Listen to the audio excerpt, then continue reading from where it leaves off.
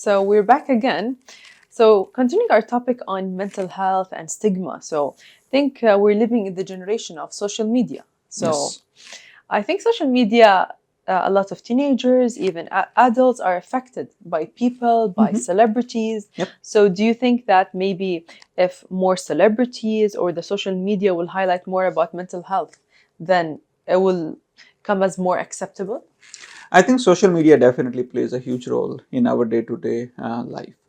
And when we see someone we adore, when we see someone we like, when we see the one of the celebrity, when they open up, I have seen people are more likely to feel connected that way. So definitely, I think sharing those stories and sharing those, encouraging the celebrities to come and discuss about their challenges. It's important. But just to add, we should not wait for some celebrity to share something in order for us to get some help. If you see that your child is struggling, if you see that despite all your efforts, your loved ones is feeling more sad, feeling more isolated, or day to day things are affected, I would say seek the help right away. Okay.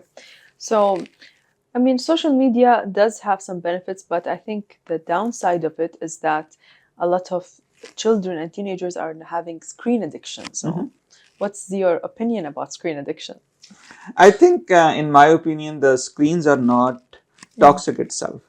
Screen become toxic when we use social media, video games, all this all the time. Okay. And I usually use this analogy that I got it from Dr.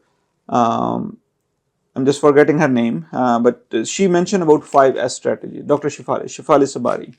So she mentioned 5S's, where she said, every child want to feel seen, want to feel safe, want to feel soothed, want to feel significant, and want to feel successful. And you can see, let me just repeat it. Okay. Every child and adolescent Yes. want to feel seen, want to feel safe, want to feel soothed, want to feel significant, and want to feel successful. You know, and Yeah. this is all we human beings. There is nothing wrong in it. Yeah. That's Okay. a very human nature. So the screens become addictive when our children are getting all those 5S's only from the screens. Okay. Because you cannot avoid the screens nowadays. And people will ask, how can screen be soothing? Mm. How can screen be safe? And I tell them, nowadays the phone is the cheapest nanny in the world. You can give a phone to a 1 month old, 2 year old, 20-year-old, or a 80-year-old. You give it to them, and the time flies like this. So much going on. So it becomes very soothing. Nowadays it is a coping mechanism, and then safe. Let's say you don't make. Let's say if you go out and you don't make friends because someone say hello to you. You think about it, you ask about their family, you ask about, and then you may think, okay, maybe this person is a good person, or maybe we can meet few more time. But Yes. in social media, you got a friend request. This person, look, wow, this person wears nice dress. It looks, this person shares some of the picture that you Mm. like, and you make a friend. Yes. And if that person said something that is hurtful, you unfriend them. Hmm. But in real life, you cannot unfriend them. You have to live with them. Yes. So that's why the screens become, the social media become very safe. Mhm. Because if you don't like, first there is very likely you will friend them, and if you don't like, you unfriend them. So very safe. That's why a lot of time people say so many hurtful comments without realizing it, that they cannot say in the real life. So it become very safe in that way. Okay. So what I tell with parents, that if your child so-called screen addict, don't take away the screens. I have seen in my clinic, parents have to call the police, because they were trying to take away the phones from the child, and it become to the point that one person is hitting the other person, everything is breaking, neighbors are calling the police, the parents are calling the police. So don't try to take away the screens, and you will see, you might have tried it, and after 2 days they get so much that Just bounce you back. just bounce back.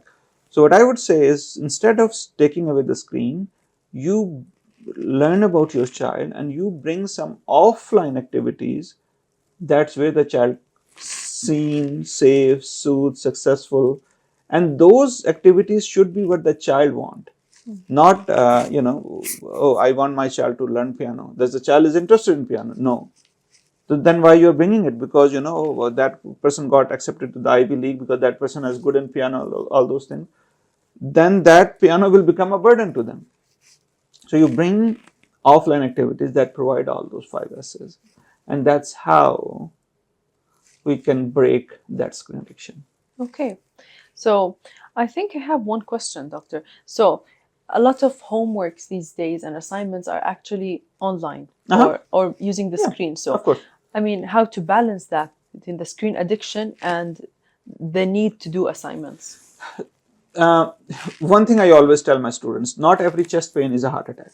Okay, so not every time the child is on the screen is a screen addiction. Remember, I told you screens become addicted when all the 5 S's are only from the screen. If your child is doing homework, even if your child is watching YouTube, as long as your child is eating, sleeping, doing homework, spending time with the family, spending hours on the screens, those are not addicted. Okay, the addiction is when that take over everything. Everything. When the 5 S's are only coming from the Only screen. coming from the screens. Yeah, yeah, yeah. Okay, I think that's a very important point that we talked about. Okay.